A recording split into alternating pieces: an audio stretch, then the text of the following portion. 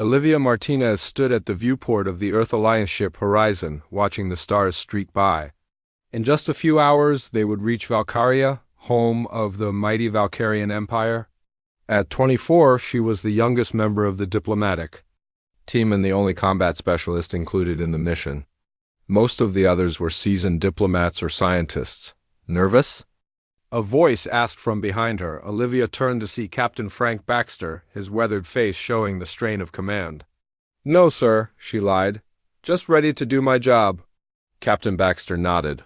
"Remember, we're here to make friends, not enemies." The Valkyrians respect strength, but they also respect those who know when not to show it. Olivia had studied everything available about the Valkyrians. They were a reptilian species with natural exoskeletons, standing 7 to 8 feet tall. They had ruled their section of the galaxy for centuries, and most other species either became their allies or their subjects. Humans were newcomers to interstellar travel, and this meeting would shape relations between the two species for generations.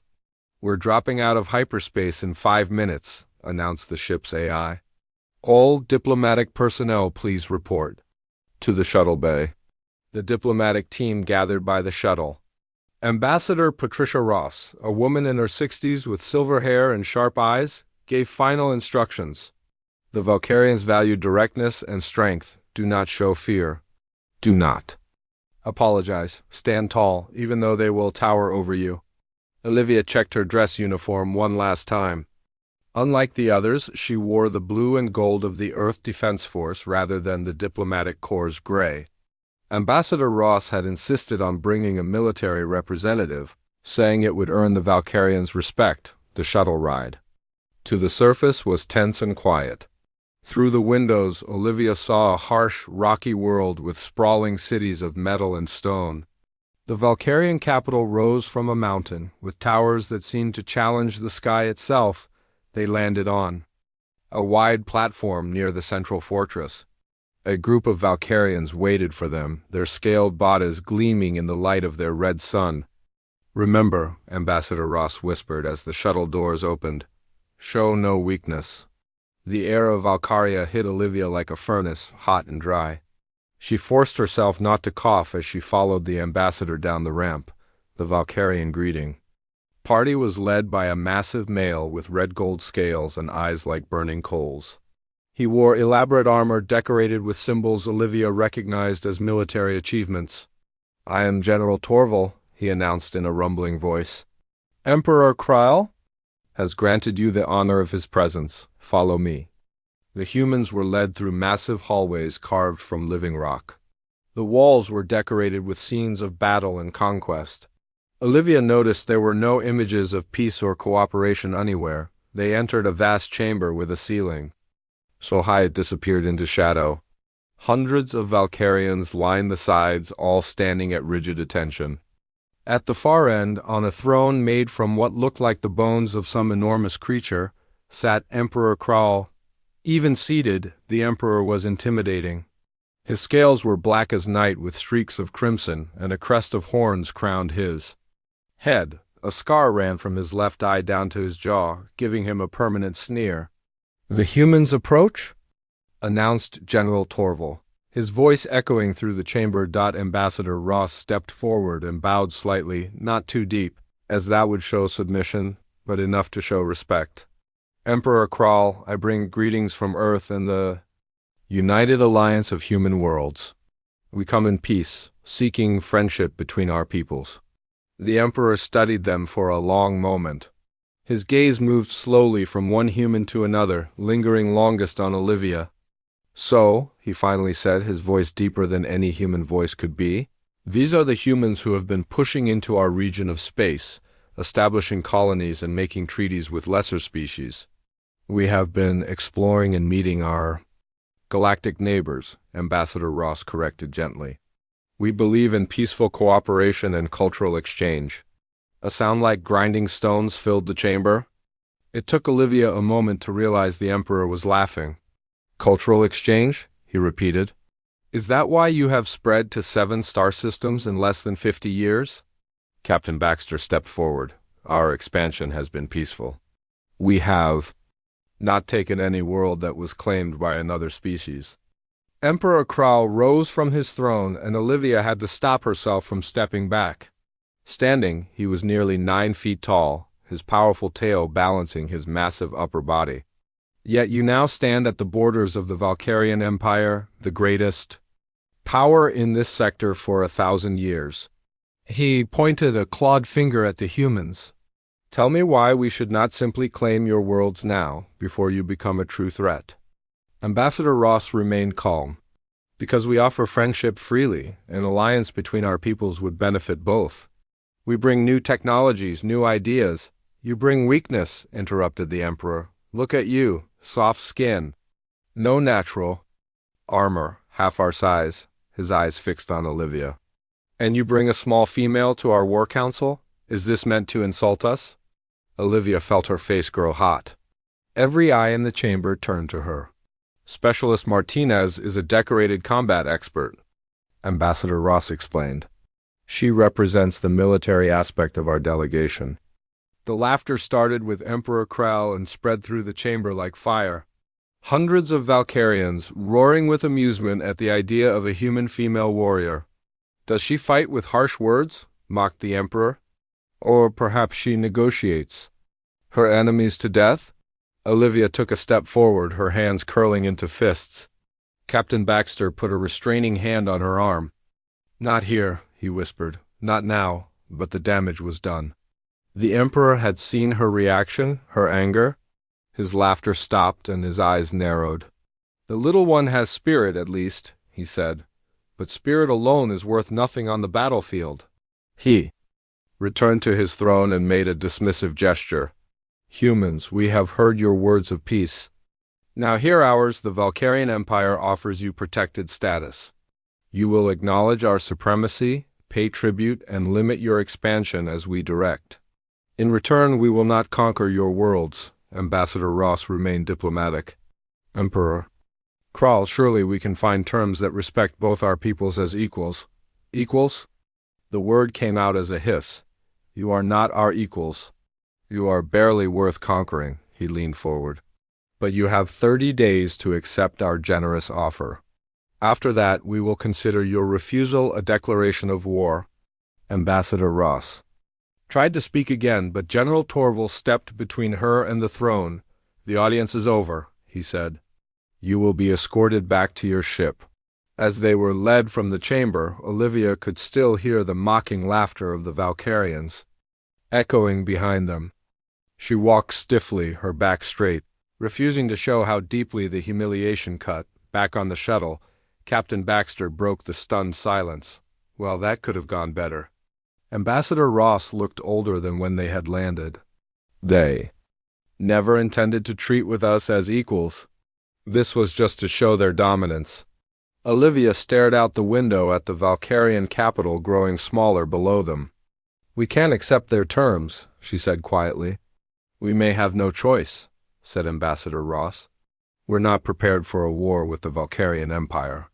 As the shuttle docked with the horizon, Olivia made a silent promise to herself.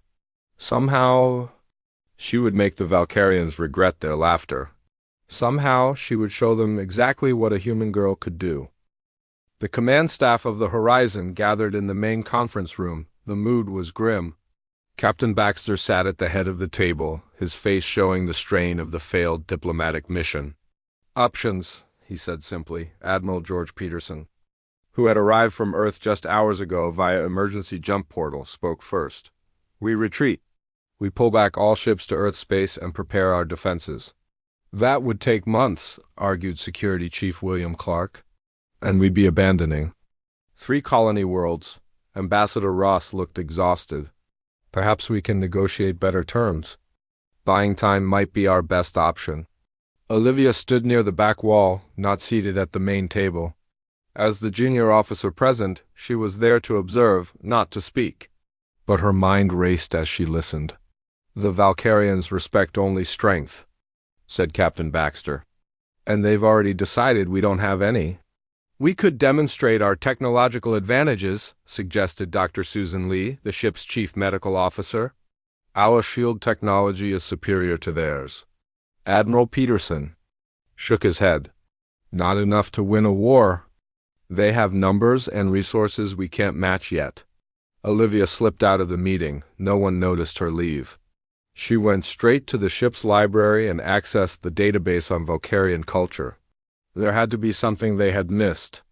Some way to change the Vulcarians, minds without surrendering or starting a war. She spent hours reading everything available about Vulcarian history, traditions and customs. Most of it was what she already knew. They were warriors who respected strength and conquest. But then she found something interesting in an ancient text. The challenge of champions, she read aloud to herself, according to the text, any species. Facing absorption into the Vulcarian Empire could issue a challenge. One champion from each side would fight in single combat. If the challenger won, their people would be recognized as equals and offered true alliance rather than subjugation. Olivia checked the date of the last recorded challenge. It had been over 200 years ago. No one had defeated the Vulcarian champion in over 5 centuries. She returned to the conference room. The meeting was still going on, with the officers now discussing how to evacuate the closest human colony world.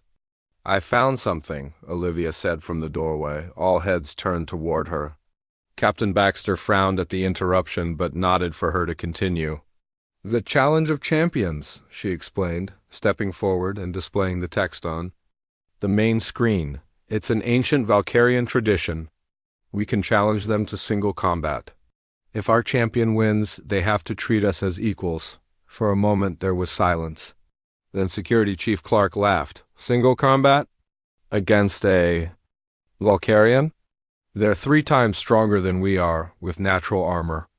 It would be suicide. Not necessarily, Olivia argued. We have advantages too. We're faster, more flexible, and we have this. She tapped her temple.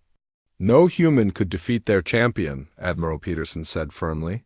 This isn't a viable option. Captain. Baxter studied Olivia closely. You're suggesting yourself as our champion, aren't you? The room went quiet again.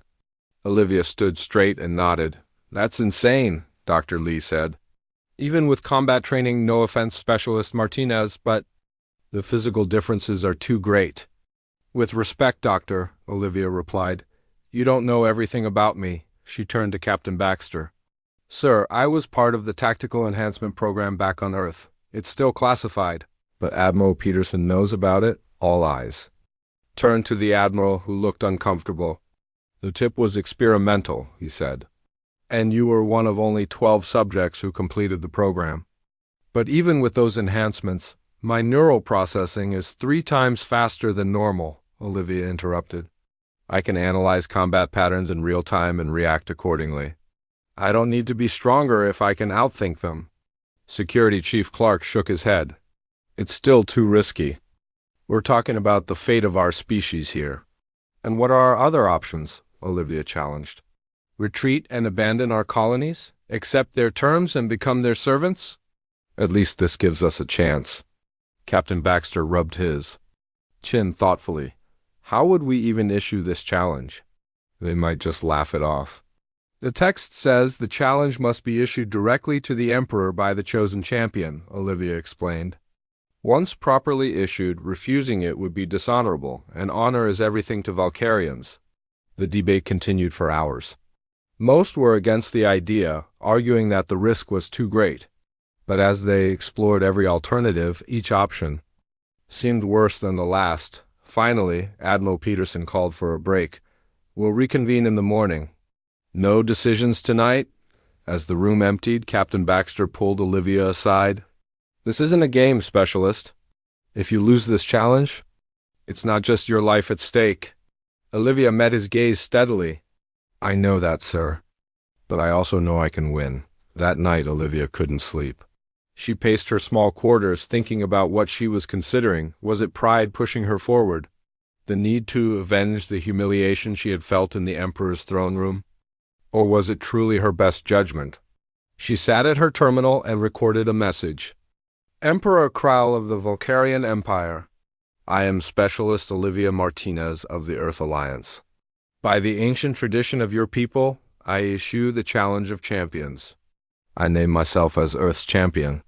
I will face your chosen warrior in honorable combat to determine the status of relations between our peoples. She paused, then added, unless, of course, the mighty Valkyrian Empire fears to face a small human female in fair combat. Olivia's finger hovered over the send button. Once sent, there would be no going back. The future of human-Valkyrian relations would rest on her shoulders and her ability to defeat a warrior born and bred for combat. She pressed send the next morning. She was awakened by an urgent call. Specialist Martinez to the bridge immediately. When she arrived, the command staff was already gathered. On the main view screen was the face of Emperor Krell, his reptilian features twisted in what might have been amusement. We have received your challenge, human, he said. Though it provides us great entertainment that you would send your weakest to face our strongest. Admiral Peterson stepped forward. Emperor Krall, there has been a misunderstanding. Specialist Martinez acted without authorization. Too late, the Emperor interrupted. The challenge has been issued and accepted. In 10 planetary rotations, your champion will face Drazek the Crusher, undefeated for 30 years. The screen showed a massive Valkyrian with black scales and arms like tree trunks. Scars crossed his body, telling the story of countless victories. We will broadcast the combat throughout our empire. The Emperor continued, so all may witness what happens when humans dare to challenge their betters. The transmission ended. Admiral Peterson turned to Olivia, his face red with anger. Do you realize what you've done? You've committed us to this insane plan without authorization. Captain Baxter placed a hand on the Admiral's shoulder. It's done now. The question is, what do we do about it? For a long moment, no one spoke. Then, Dr. Lee stepped forward. We prepare her, she said simply. We give her every advantage we can. And we pray it's enough? 9 days. That was all the time Olivia had to prepare for a fight that would determine the future of human-Valkyrian relations. 9 days to get ready to face an opponent who outweighed her by hundreds of pounds and possessed natural armor. After the initial anger passed, the Horizon's command staff realized they had no choice but to support her. Admiral Peterson assigned a team to help Olivia prepare, though he made it clear he thought she was going to her death. We've received more information about the combat, Captain Baxter told Olivia during their first planning session. It will take place in the Grand Arena on the Valkyrian homeworld. No weapons are allowed. The fight continues until one combatant surrenders or can no longer continue. Or dies, added Security Chief Clark bluntly. Olivia nodded. I expected as much. What do we know about Drazek the Crusher? Dr. Lee brought up a holographic display. We've analyzed all available footage of his previous fights. He's won 37 official combats, most of them ending in death for his opponent. The display showed the massive Valkyrian in combat. He was fast despite his size and his fighting. Style was brutal and direct. His favorite move is what we're calling the Crusher Grip, explained Chief Clark.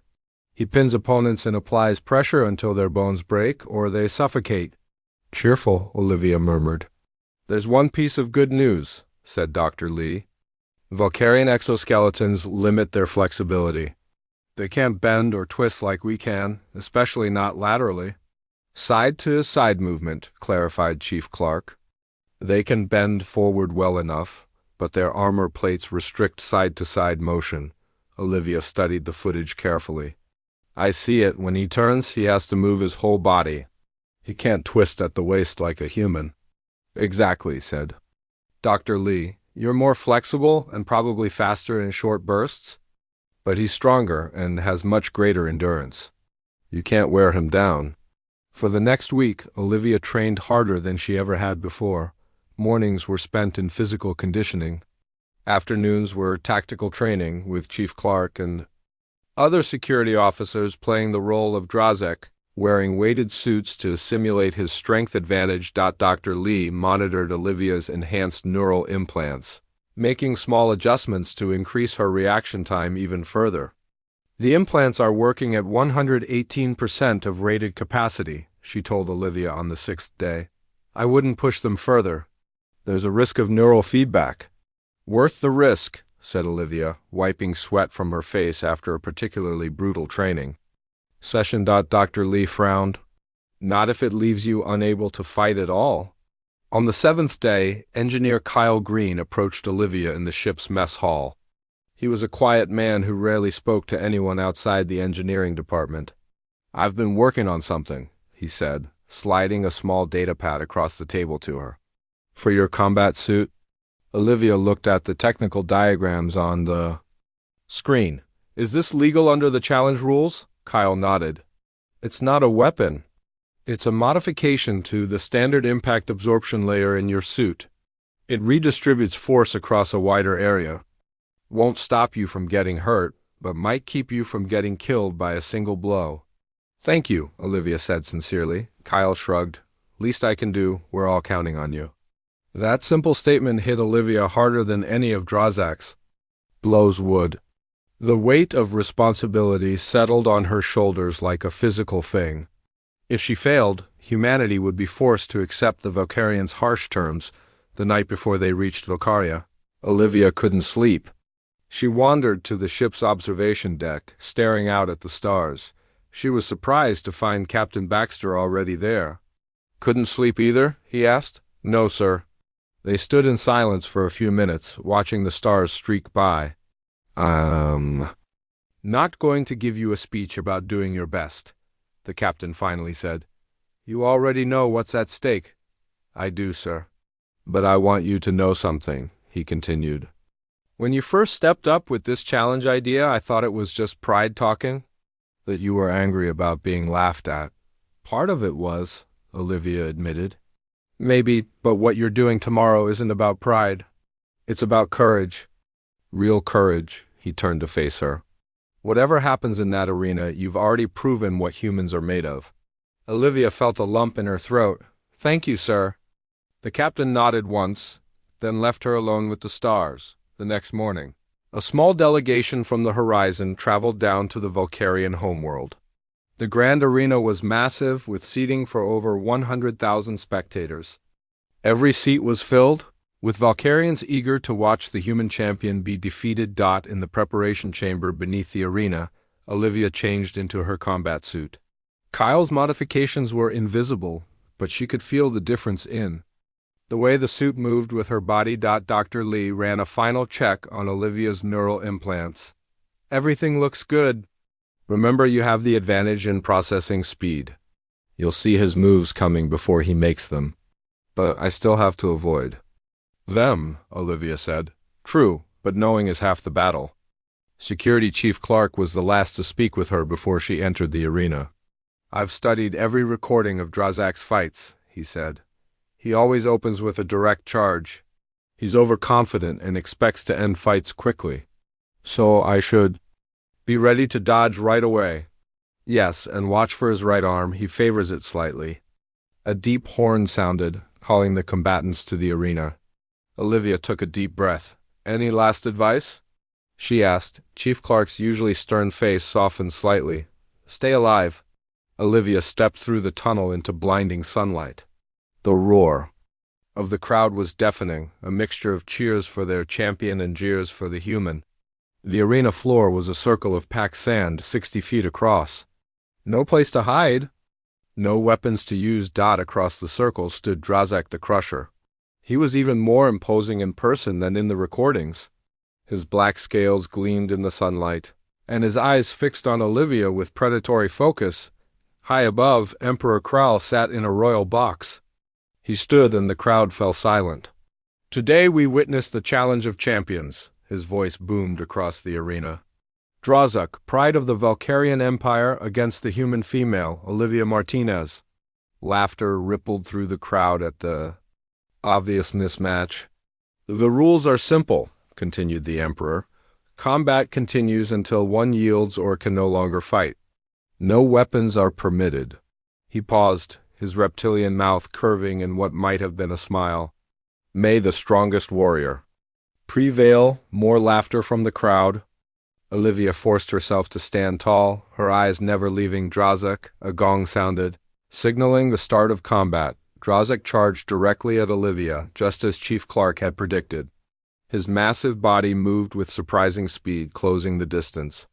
Between them in seconds, Olivia waited until the last possible moment, then twisted to the side.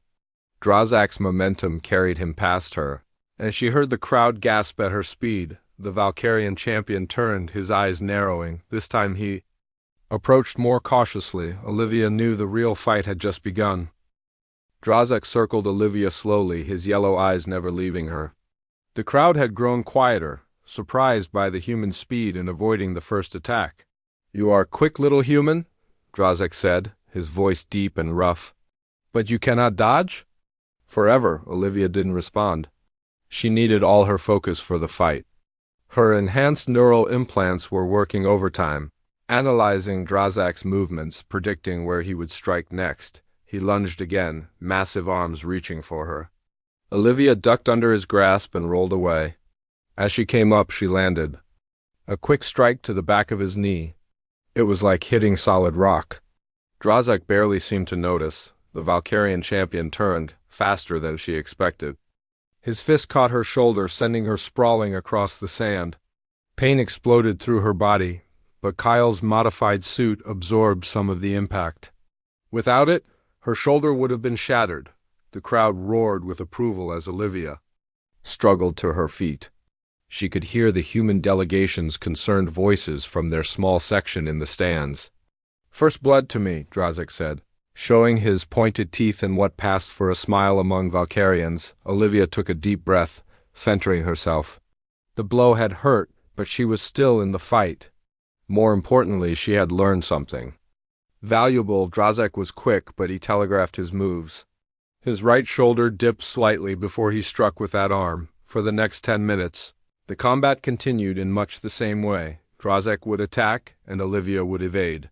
Occasionally, she landed a strike, but none seemed to do any real damage.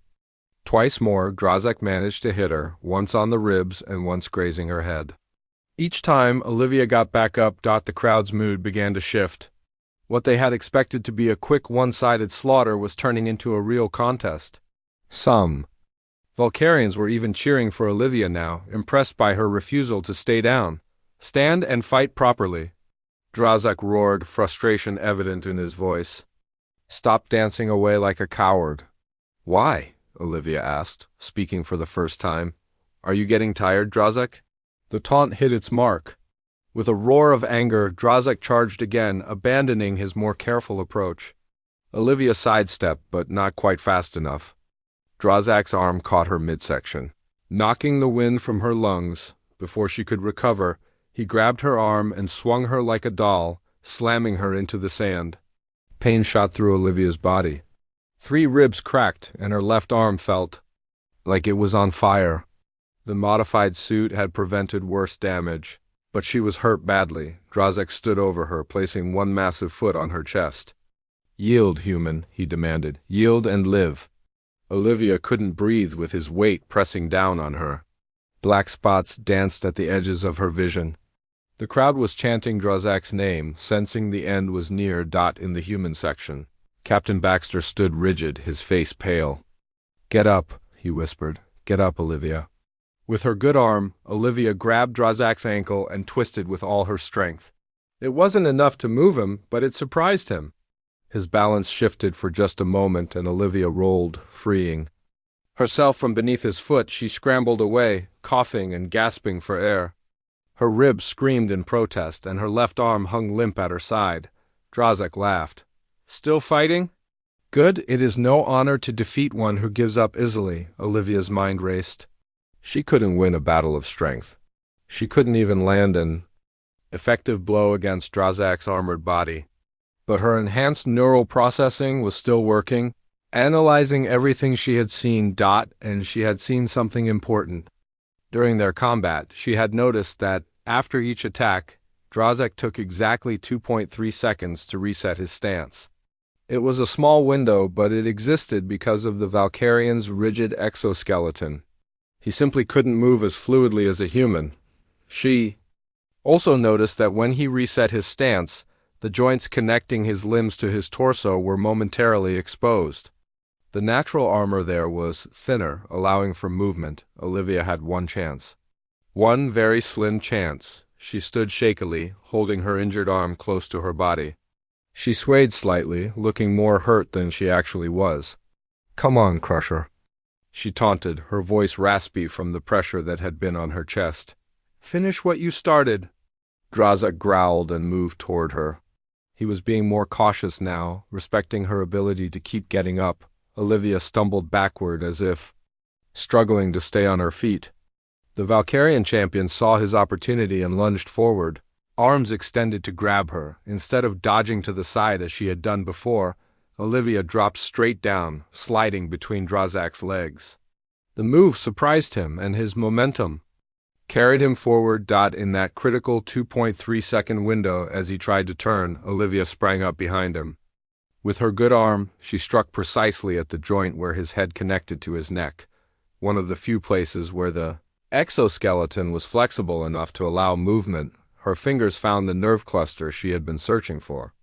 It wasn't exactly like a human nervous system, but Dr. Lee's briefings on Valkyrian physiology had been thorough. Olivia pressed hard. Using a technique she had learned in the Tactical Enhancement Program, Drazak's massive body went rigid. A strange sound, half roar, half gurgle, escaped his throat. Then, like a falling tree, he toppled forward onto the sand. The arena went completely silent. Drazak lay still, his eyes wide open and blinking, but his body paralyzed from the neck down. The nerve strike had temporarily shut down his motor functions. Olivia stood over him, her breathing labored, her body screaming with pain. She placed her foot lightly on the back of Drazak's neck, in the same position he had held her just minutes before. "Yield," she said quietly. Then louder, so all could hear, "Yield, Drazak the Crusher." For a long moment there was only silence. Then, in a voice filled with disbelief and rage, Drazak spoke the ritual words, "I yield to the human champion." The silence that followed was profound. 100,000 Valkyrians sat in stunned disbelief. Then, from somewhere in the crowd, a single Valkyrian began to pound his chest plate, the traditional salute of respect for a worthy opponent. Another joined. Then another. Soon, the sound thundered throughout the arena. Emperor Kral stood in his royal box, his face unreadable. Tradition demanded he acknowledge Olivia's victory, but this was unprecedented. No human had ever defeated a Valkyrian champion, let alone a female human defeating their greatest warrior on shaky legs. Olivia walked to the center of the arena and looked up at the Emperor.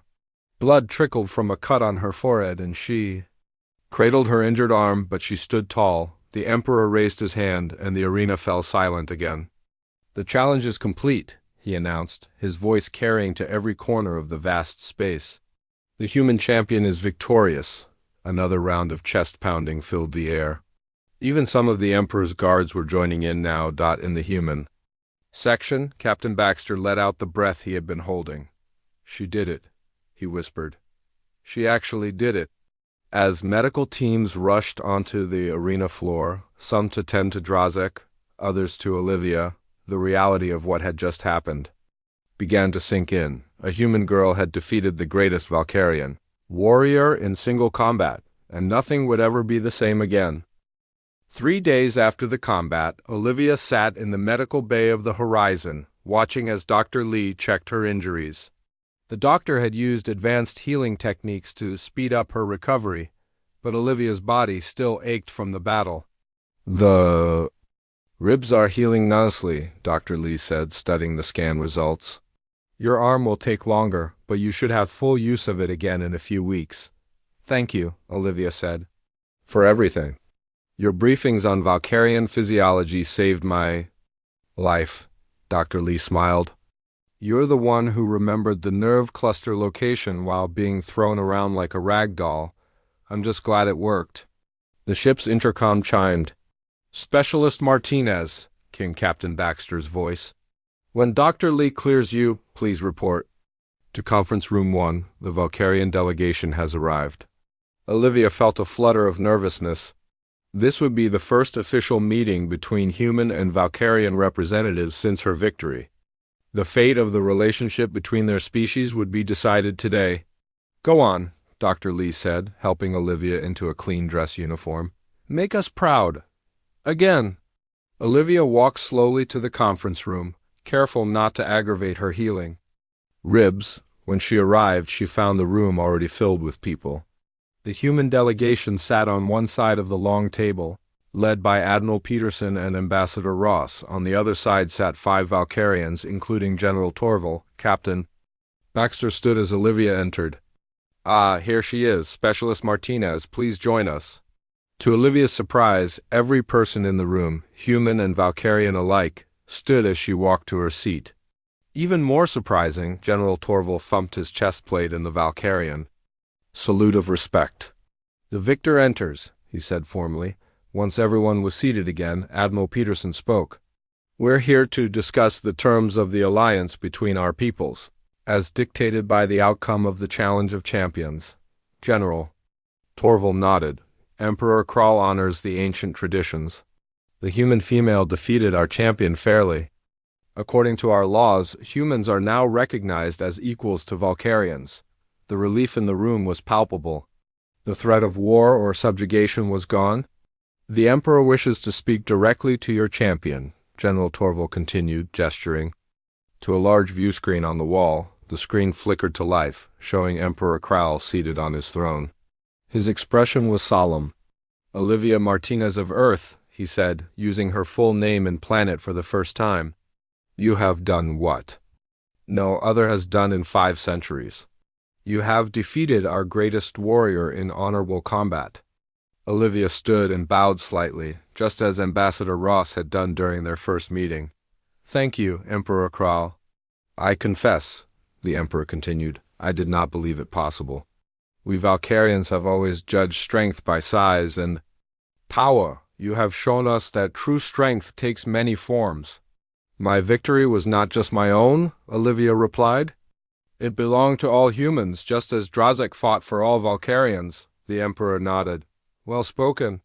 How is your recovery progressing?" "Well, thank you. And Drazek? Has he recovered from the nerve strike?" A rumbling sound came from the Emperor, the Valkyrian equivalent of a chuckle. "Yes, he has regained full movement. He speaks often of your combat. He says you are the worthiest opponent he has ever faced." Olivia was stunned by this praise.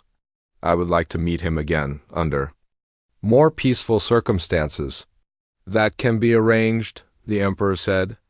"He has requested to serve as the head of the Valkyrian security detail for our new embassy on Earth."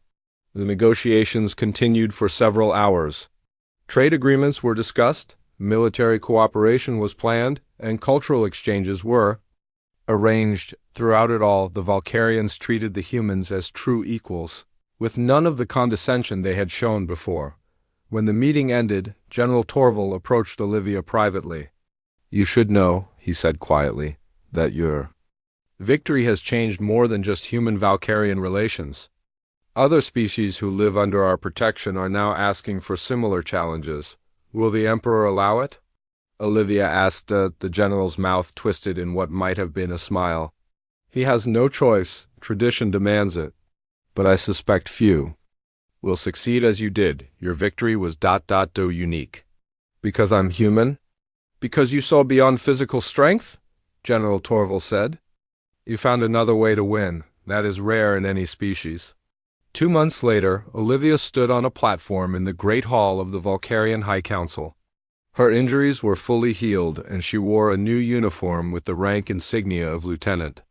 Captain Baxter stood beside her, along with Ambassador Ross and Admiral Peterson. Across from them stood Emperor Kral, General Torval, and, to Olivia's surprise, Drazek the Crusher.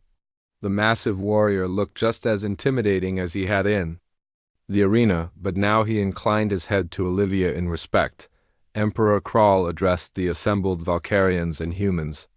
"Today we sign the first treaty of true alliance between our peoples. No longer will humans be seen as lesser beings. They have proven their worth through courage, intelligence, and honor." The Emperor and Admiral Peterson each signed the treaty, a document that guaranteed peace and cooperation between their species for generations to come. After the ceremony, Drazek approached Olivia.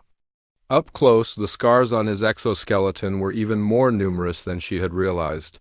"The Emperor has assigned me to Earth," he said. I will lead the security detail for our new embassy. I look forward to showing you my homeworld, Olivia replied. You must show me how you executed that nerve strike, Drazek said. No one has ever used such a technique against me before. I'd be happy to, though I hope you never need to use it. Drazek made the rumbling sound of Valkyrian laughter. Indeed. Better to have warriors and not need them than to need warriors and not have them. As the diplomatic reception continued around them, Olivia found herself standing with Captain Baxter, near a viewport that looked out over the Valkyrian capital city. So, the captain said, how does it feel to be the human who changed interstellar relations forever? Olivia smiled. Overwhelming, sir. I never expected any of this when I joined the Earth Defense Force. That's how history usually works, Captain, Baxter replied. It's made by people who are just doing their jobs, often against impossible odds. What happens now? Olivia asked. Now? Now we build something new. Humans and Valkyrians working together.